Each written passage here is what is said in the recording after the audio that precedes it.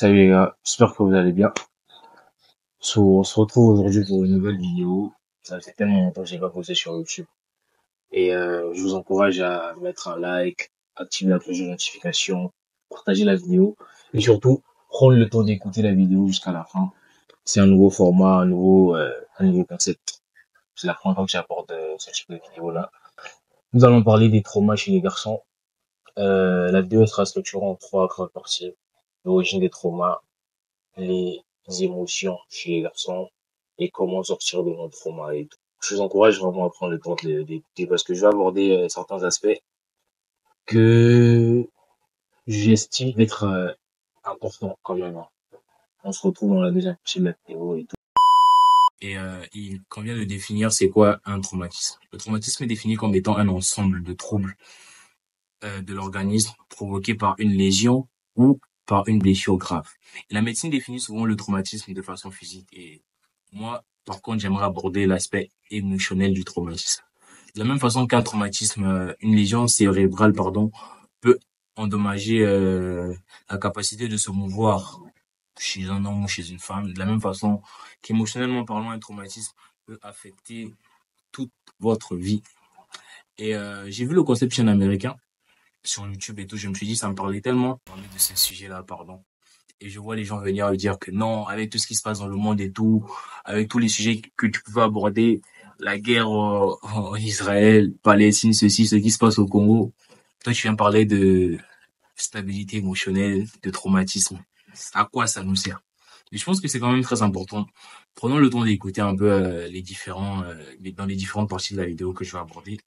Et vous verrez que il y en a plusieurs d'entre nous, émotionnellement parlant, on est totalement mort. On est totalement instable et mort.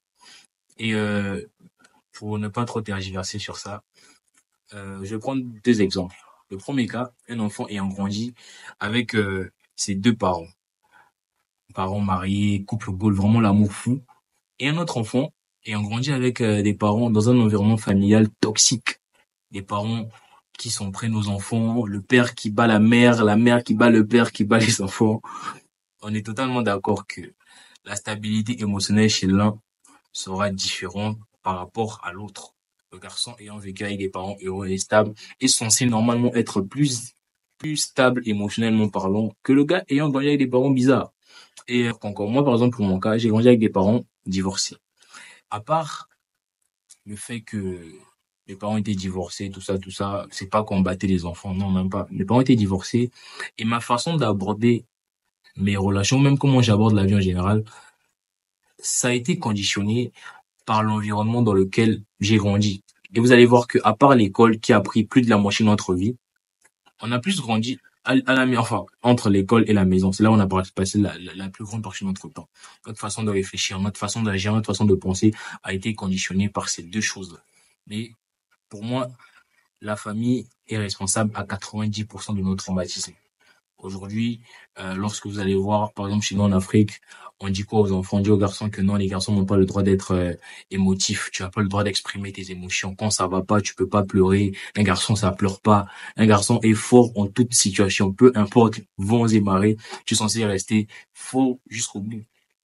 Et moi, je trouve que c'est quand même une mauvaise sagesse, hein. Ça a tué tellement de personnes parce qu'aujourd'hui, vous allez remarquer que la stabilité émotionnelle joue à la fois sur notre productivité et surtout, en fait, lorsque tu n'es pas stable émotionnellement parlant, tu es pas capable, enfin, d'être à 100% de tes qualités. Tu peux parler en termes techniques et mécaniques.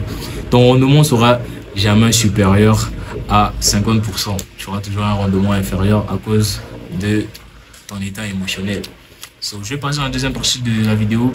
On va aborder l'aspect émotionnel, les émotions chez les garçons.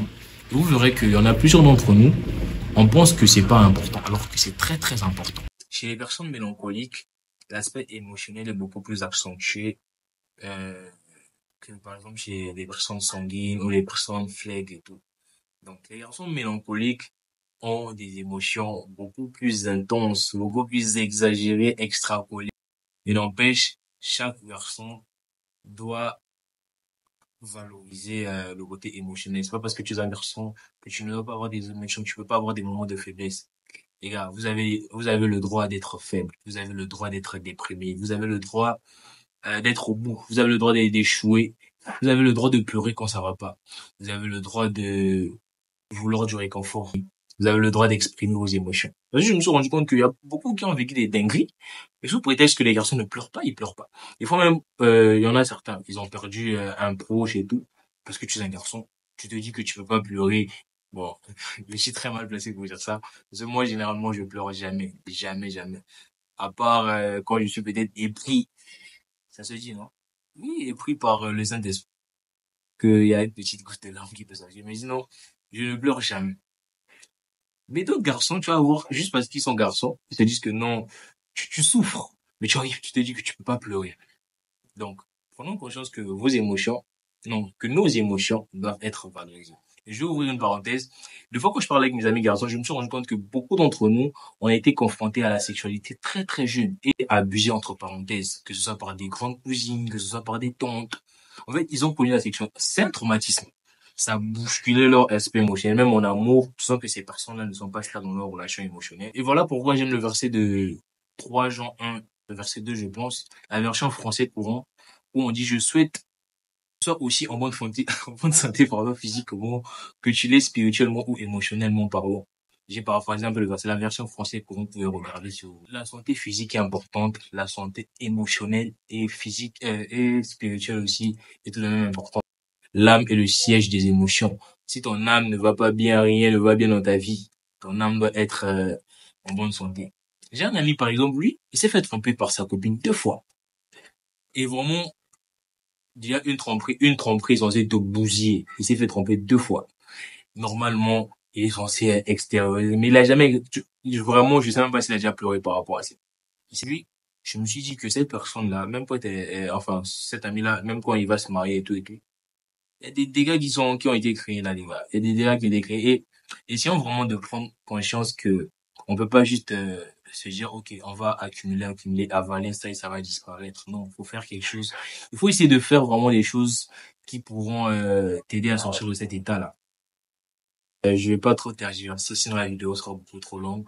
Mais comprenez seulement, les garçons, que vos traumatismes sont réels. C'est pas une fiction, c'est pas ça existe pour de vrai. Et parlez-en à quelqu'un, trouvez comment sortir. Moi, par exemple, avant, ce que j'ai essayé de faire pour essayer de sortir un peu de tout ce qui était rôle émotionnel ou etc., etc., c'est parce que je disais, bon, j'essayais vraiment d'être avec, enfin, d'être entouré, d'être avec des gens tout le temps, ne pas me retrouver tout seul. Parce que je suis mélancolique, mais à un point exagéré. Exagéré. Et du coup, c'est pas facile au quotidien. Euh, Je dis que vous devez trouver, en fait, des personnes qui vont comprendre que vos émotions comptent. Que lorsque tu es dépassé, que tu puisses aller parler à quelqu'un, que la personne ne puisse pas banaliser tes émotions. Que les gens essaient de comparer leur souffrance à ma souffrance ou essaient de comparer mon état émotionnel à leur état émotionnel. Chacun de nous aborde ses problèmes avec la capacité que Dieu lui a donnée. N'essayez jamais de faire des comparaisons et prenez le temps de vous focaliser sur lui. Je vais essayer d'apporter un conseil chrétien et beaucoup de pratique. Lorsque la Bible nous dit confie ton sort à l'Éternel et il agira sûrement, je vous promets les amis que cette parole est vraie et pratique. Le Saint-Esprit est réellement la solution pour essayer de nous aider à sortir de tout notre traumatisme. Tout seul, c'est pas possible, bien. Lorsque c'était les exemples de traumatisme, j'ai oublié de mentionner beaucoup, juste à cause de, je sais pas si tu vas approuver ma vidéo ou pas. Il y a des garçons qui se sont fait violer par leurs cousins. En fait, ils sont sauvés aujourd'hui, ils sont dans l'église, mais il y a eu des choses, ça va pas, ça va pas. Et tout seul, je vous promets que vous n'allez pas vous en sortir. Si vous en parlez pas, si vous n'essayez pas de sortir, ça va pas bouger. Je prie vraiment que le Saint-Esprit, l'Esprit du Dieu en qui je crois, puisse vous aider à sortir de ces tout seul. Et oubliez pas de liker, partager la vidéo, activer la cloche de notification. On se retrouve très bientôt. Et j'oubliais, si aussi se mettre au sport peut vous aider, mettez-vous au sport. Moi, j'ai commencé le sport récemment là. Je vous promets que j'ai découvert une nouvelle passion. On va s'arrêter là. La vidéo elle a suffisamment duré et je pense que je suis fatigué. J'ai trop parlé.